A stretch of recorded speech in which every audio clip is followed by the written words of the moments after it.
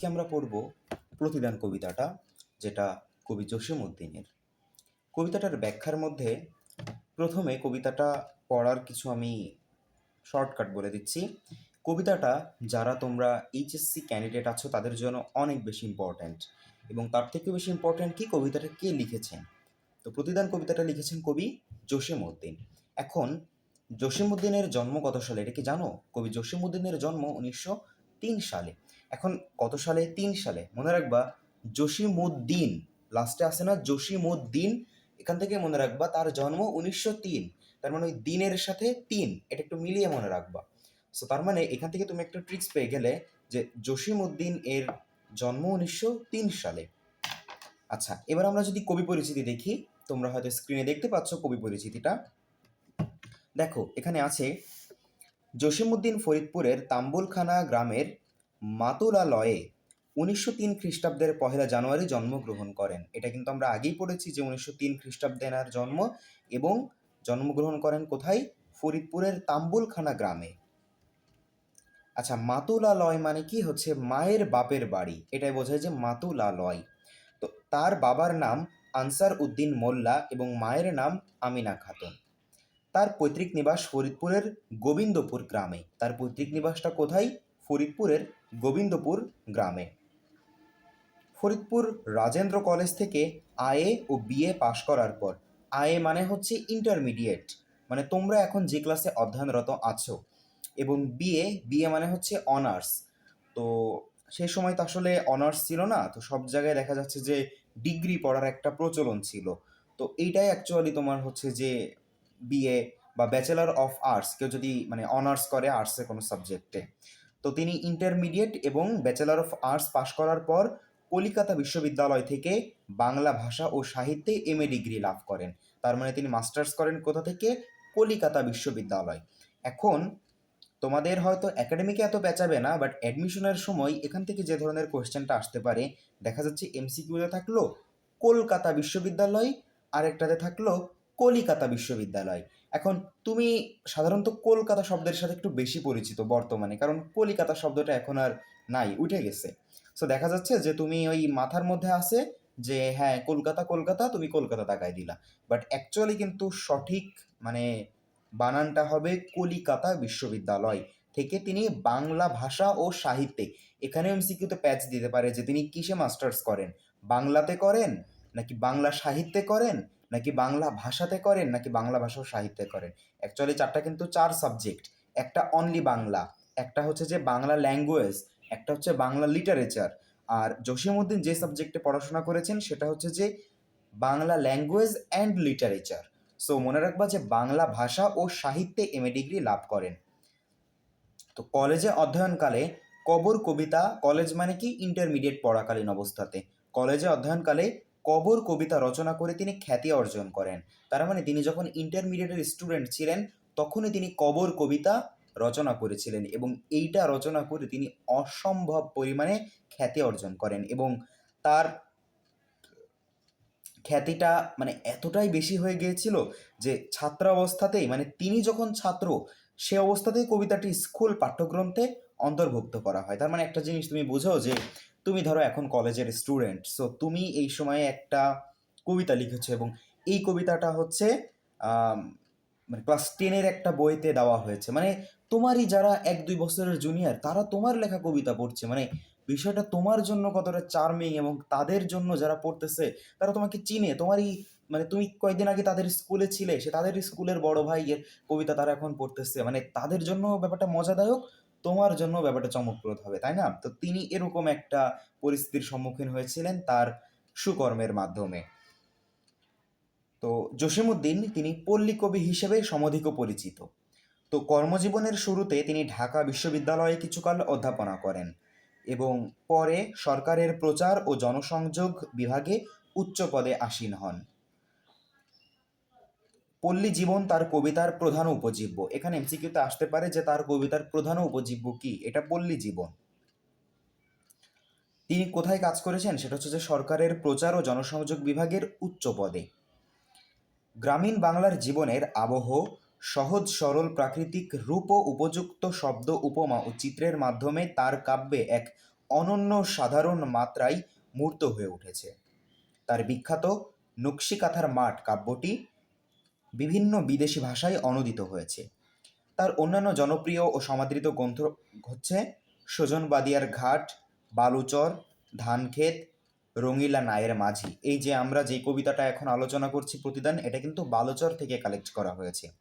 তো সাহিত্যকৃতির স্বীকৃতি হিসেবে কলকাতার রবীন্দ্র ভারতী বিশ্ববিদ্যালয় তাকে সম্মানসূচক ডিলিট উপাধি প্রদান করেন।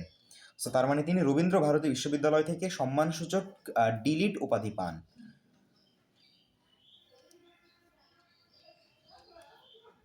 তো জসিমউদ্দিন 1976 সালের 14ই মার্চ ঢাকায় মৃত্যুবরণ করেন। আচ্ছা, কবিতাটা তো আমরা কবি পরিচিতি সম্পর্কে জানলাম। এইবার আমরা যদি একটু পাঠ পরিচিতিটা দেখি, কবিতাটা কম বেশি সবারই পড়া আছে। আমরা পাঠ পরিচিতিতে যদি যাই, দেখো প্রতিদান কবিতাটি কবি জসিমউদ্দিনের বালুচর কাব্যগ্রন্থ থেকে সংকলিত হয়েছে, এটা আমি মাত্রই বললাম। এই কবিতায় কবি ক্ষুদ্র স্বার্থকে বিসর্জন দিয়ে পরার্থপরতার মধ্যেই যে ব্যক্তির প্রকৃত সুখ ও জীবনের সার্থকতা নিহিত সেই বিষয়ে আলোকপাত করেছেন।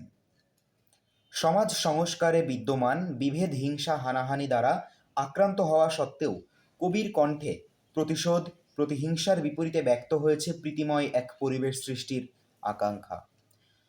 কেননা ভালোবাসাপূর্ণ মানুষ নির্মাণ করতে পারে সুন্দর এবং নিরাপদ পৃথিবী। কবি অনিষ্টকারীদের কেবল ক্ষমা করেই নয়, বরং প্রতিদান হিসেবে অনিষ্টকারীর উপকার করার মাধ্যমেই পৃথিবীকে সুন্দর বাসযোগ্য করতে চেয়েছেন। তো ঠিক আছে, আমরা পাঠ পরিচিতি পড়লাম। এইবার যদি আমরা কবিতার মধ্যে আসি, কবিতাটা আমারই কণ্ঠে আবৃত্তি করা আছে আমারই চ্যানেলে। তোমরা যদি এর পরের ভিডিওটাতে যাও হয়তো পেয়ে যাবে। আমি চেষ্টা করবো ডিসক্রিপশন বক্সে লিঙ্কটা দিয়ে রাখতে।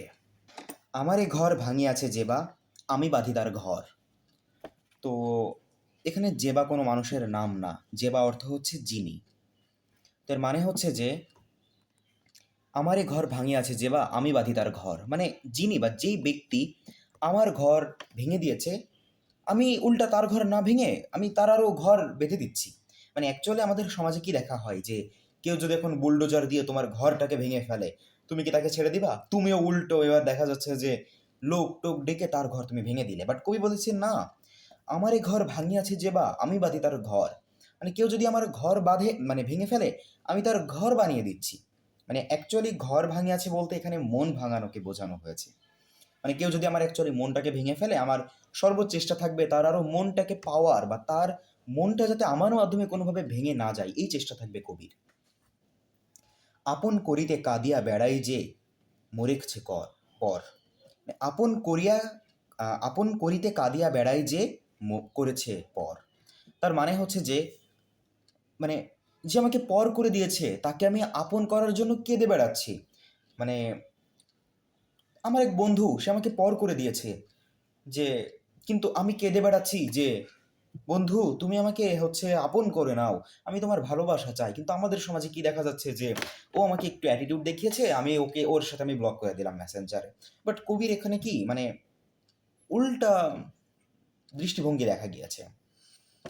যে মোরে করিল পথের বিরাগী, দেখো এখানে বিরাগী মানে হচ্ছে যে নিস্পৃহ বা উদাসীন, মানে যে আমাকে উদাসীন করলো। তার মানে কি, যার জন্য আমি উদাসীন হয়ে গেলাম। ধরো যে আমার একজন ভালোবাসার মানুষ আমাকে উদাসীন করে দিল, পথে পথে আমি ফিরি তার লাগি। তার মানে আমি তার জন্য পথে পথে ঘুরে ফিরছি, আমি তারকে খুঁজে বেড়াচ্ছি সব কিছুর মাঝে। দীঘল রজনী তার তরে জাগি, ঘুম যে হরেছে মর। মানে দীঘল মানে দীর্ঘ, রজনী মানে রাত, এবং হরেছে মানে চলে গিয়েছে বা হরেছে, বা আমি হারিয়ে ফেলেছি। অর্থাৎ দীঘল রজনী তার তরে জাগি, মানে আমি তার জন্যই রাত জাগি যে আমার ঘুম কেড়ে নিয়েছে।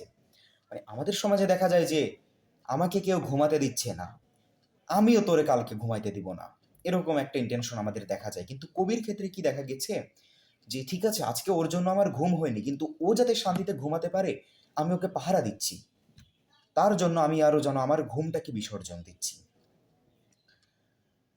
আবার আমার এ ঘর ভাঙিয়াছে যেবা, আমি বাঁধি তার ঘর। আমার এ কুল ভাঙিয়াছে যেবা, আমি তার কুল বাঁধি। এখন এখানে কুল বলতে বোঝানো হয়েছে যে নদীর সবচাইতে বড় সম্পদ অংশ বা গুরুত্বপূর্ণ অংশ। তো তো এটা কি? এটা হচ্ছে যে কিনারা। তো একটা জিনিস দেখো যে কবি নিজেকে একটা নদী হিসেবে তুলনা করছে। তো নদী একটা নির্দিষ্ট ফ্লোতে প্রবাহিত হয়। তো নির্দিষ্ট ফ্লোতে যখন নদী প্রবাহিত হয় তার একটা নির্দিষ্ট বর্ডার লাগে। এই বর্ডার বা ব্যারিকেডটাই হচ্ছে নদীর কিনারা বা কূল। এখন তুমি যখন নদীর কূলটাকে ভেঙে ফেলবা তখন দেখবা যে নদীর গতিপথটা চেঞ্জ হয়ে যাচ্ছে, বা নদী মানে তার প্রশস্ততা বেড়ে যাচ্ছে, মানে নদীর একটা যে ফ্লো ছিল সেই ফ্লোটা বিনষ্ট হচ্ছে। তো কবি নিজেকে একজন নদী ভাবছে।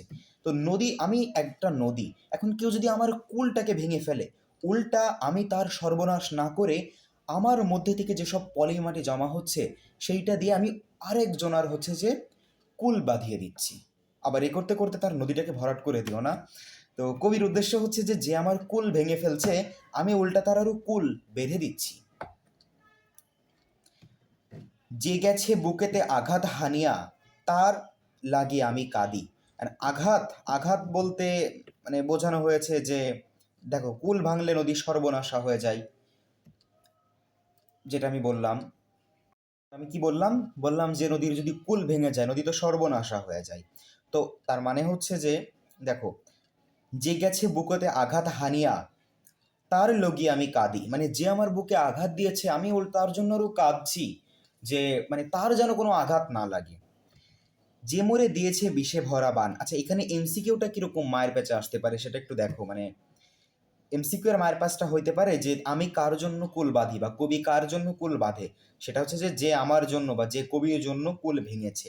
আমি কার জন্য রাত জাগি, যে আমার ঘুম হরেছে। তারপরে আমি কার জন্য কাঁদি, যে আমার বুকে আঘাত করেছে। সো এই লাইনগুলো মোস্ট মোস্ট মোস্ট ইম্পর্টেন্ট। যে যে গেছে বুকেতে আঘাত হানিয়া, মানে যে আমার বুকে আঘাত হেনেছে তার লাগে আমি কাঁদি, মানে তার জন্যই আমি কাঁদি। ঠিক আছে? মানে আঘাতে কাঁদে। আমি তোমাকে লাস্টে আরেকবার একটু রিমাইন্ড করে দিব, তবু আমি এখন বলে দিচ্ছি। যে মোরে দিয়েছে বিষে ভরা বান। এখন বান মানে হচ্ছে যে তোমার ওই যে তীর। ঠিক আছে? তো এখানে মানে বিষে ভরা বান মানে ওই যে তোমার বিষে ভরা তীর। তো এখানে এটা একটা মানে প্রতীকী অর্থে ব্যবহৃত হয়েছে। এইটা বলতে কবি বুঝিয়েছেন যে একটা কটূক্তি, মানে যে আমাকে নিয়ে সমালোচনা করছে বা যে আমাকে নিয়ে কটূক্তি করছে, আমি দেই তারে বুক ভরা গান। এখন বুক ভরা গান মানে কি? এটা তোমার একটা নরমতার প্রতীক বা কোমলতার প্রতীক। তার মানে কি? যে আমাকে নিয়ে কটূক্তি করছে তাকে নিয়ে আমি ভালো কথা বলছি আরো। কাটা পেয়ে তারে ফুল দান করি সারাটি জনম ভর। কাটা মানে হচ্ছে কষ্ট, মানে ব্যাপারটা হচ্ছে আমাকে একজন যদি কাটা দেয় উল্টো আমি তাকে আরো বেছে বেছে ফুল দিচ্ছি। মানে যে আমাকে কষ্ট দিচ্ছে, ফুল মানে ভালোবাসা, আমি তাকে আরো উল্টা ভালোবাসা দিচ্ছি। তার মানে কি? কাটার সাথে কিন্তু ফুলের সম্পর্ক, এটা মনে রাখবা। আপন করিতে কাঁদিয়া বেড়াই যে মোরে করেছে পর। মোর বুকে যে বা কবর বেঁধেছে আমি তার বুক ভরি। এখন এখানে কবর মানে কি? দুঃখ, বা মানে যে আমার বুকের মধ্যে কবর বেঁধেছে, মানে যে আমার বুকে দুঃখ দিয়েছে, কষ্ট দিয়েছে, আমি তার বুক ভরি, মানে আমি তাকে উল্টো ভালোবাসা দিয়ে তার বুকটা ভরিয়ে দিচ্ছি। রঙিন ফুলের সোহাগ জড়ানো ফুল মালঞ্চ ধরি। এখন সোহাগ মানে হচ্ছে ভালোবাসা, আর মালঞ্চ মানে কি? বাগান। মানে যে হচ্ছে যে আমার বুকটাকে কবর করে ফেললো উল্টা তার জন্য আমি আরো বাগান বানিয়ে দিচ্ছি। মানে রঙিন ফুলের ভালোবাসায় জড়ানো। ঠিক আছে? এখানে এমসিকিউতে এরকম আসতে পারে যে আমি বাগান গড়ি কার জন্য? যে আমাকে কাটা দিয়েছে, নাকি যে আমার বুকে কবর বেঁধেছে?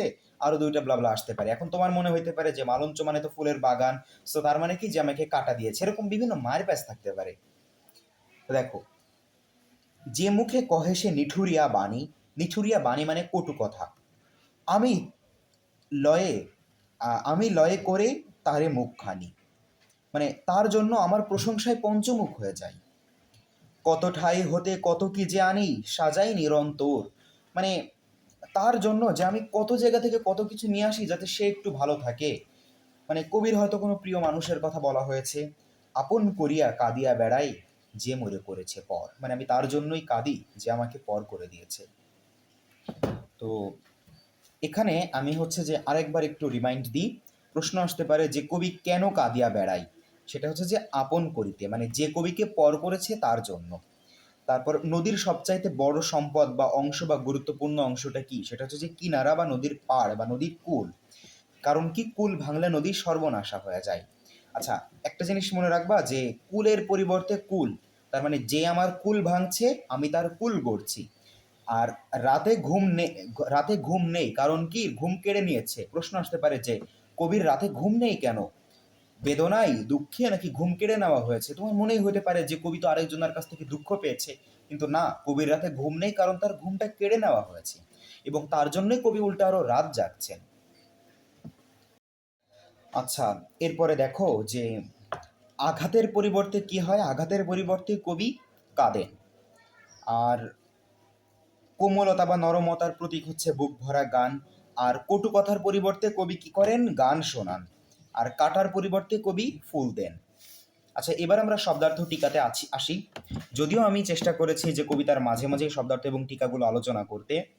শব্দার্থ টিকার মধ্যে দেখো, জেবা। জেবা মানে হচ্ছে যে বা যিনি। বিরাগী। বিরাগী মানে হচ্ছে নিস্পৃহ বা উদাসীন। দীঘল রজনী মানে হচ্ছে দীর্ঘ রাত।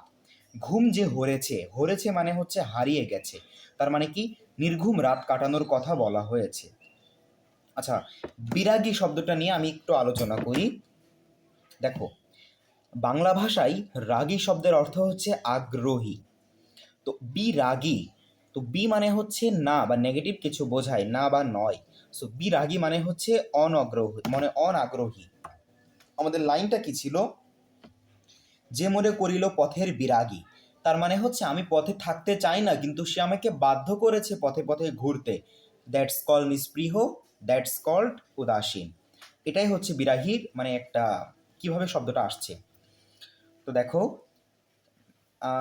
ঘুম যে হরেছে এটার মানে তো বললামই যে নির্ঘুম রাত কাটানোর কথা বলা হয়েছে। বিষে ভরা বান। বান মানে হচ্ছে কথা, মানে বিষে ভরা বান বলতে কটু কথা বা হিংসাত্মক ভাষা বোঝানো হয়েছে। এবং সোহাগ। সোহাগ মানে হচ্ছে আদর বা ভালোবাসা। মালঞ্চ। মালঞ্চ মানে হচ্ছে যে ফুলের বাগান বা বাগিচা। নিঠুরিয়া মানে নিষ্ঠুর বা নির্দয়। এবং ঠাই। ঠাই মানে হচ্ছে স্থান বা আশ্রয়। এবং নিরন্তর। নিরন্তর মানে হচ্ছে নিয়ত বা অবিরাম। তো ঠিক আছে, আশা করি তোমরা বুঝতে পেরেছো কবিতাটা। যদি তোমাদের কোনো কনফিউশন থাকে কোনো লাইনে, অবশ্যই কমেন্ট বক্সে জানাবে।